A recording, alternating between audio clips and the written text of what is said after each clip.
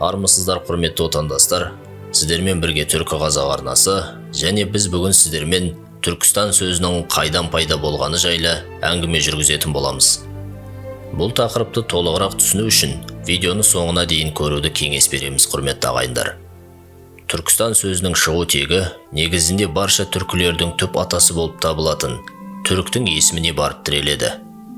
Бұл түпкі атамыздың есімі түрік болғандығы жайлы Шараф-ад-Дин Али-Яздидің Тарихи Жахангир кітабында егжей-тегжейлі баяндалған.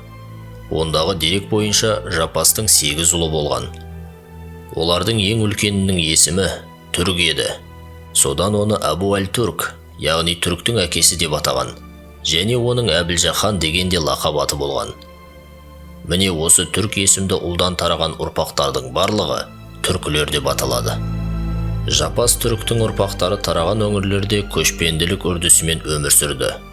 Ол дүниеден өткен соң адамдар өзара келісіп, түрік Жапас ұлын өздеріне басшы етті. Түрк өте ақылды да әдепті және дарынды адам болған.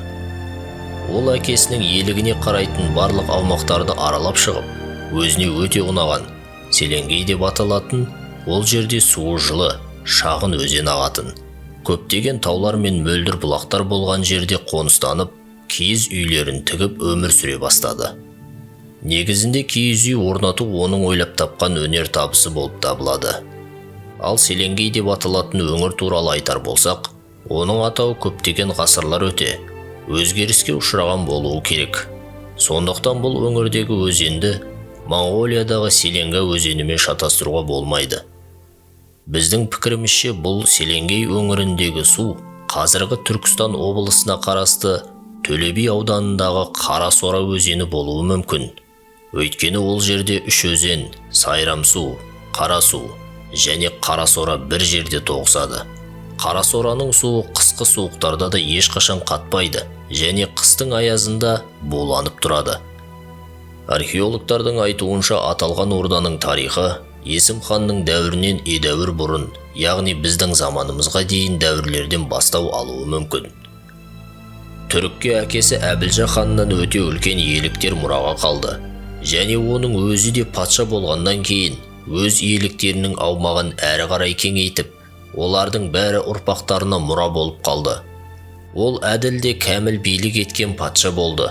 Сөйтіп қол астындағы ел азаматтарына көп жақсылықтар жасады. Сөйтіп оның билік дәуірінде халқы бейбітшілік пен мамыражай тірлікте өмір кешті. Сондай-ақ түркілердің ең алғашқы мемлекеті де осы түрк есімді ұлдан бастау алады. Бұл жайлы Тарихи Жахангир кітабында былай деп баяндалған. Жапастың ұлы түрк Күйеумарстың замандасы және түркі патшаларының ең алғашқысы еді. Ал Күйеумарс Ажам, яғни парсы патшаларының ең алғашқысы болатын. Түркістанда хандық тізімі мен мемлекетті басқару үрдісін түрк енгізді. Сөйтіп белгілі бір мерзімде патша болып билік жасады деп баяндалады. Осы деректерден барша түркі халықтарының түп атасы түрк Жапас ұлы екендігі және ол мемлекет басқару үрдісіне хандық тізімін енгізгені, яғни хан басқаратын мемлекет құрғанын, сөйтіп Түркістан мемлекетінің ең алғашқы патшасы болғанын аңғаруға болады. Енді осы деректерден тағы да бір аңғаратынымыз, Түркістан деген атау сол баяғы заманнан келе жатқан ата-бабаларымыздың түріктің атауы, яғни соның әу баста құрған мемлекетінің орындағы атау екенін түсінетін боламыз. Осы деректерден тағы да бір маңызды дүниені аңғаруға болады. Яғни ата-бабаларымыз айтып кеткен Түркістан түркілердің төл бесігі деген сөз бекерден бекер емес екенін тағы да бір рет аңғарамыз, құрметті ағайындар.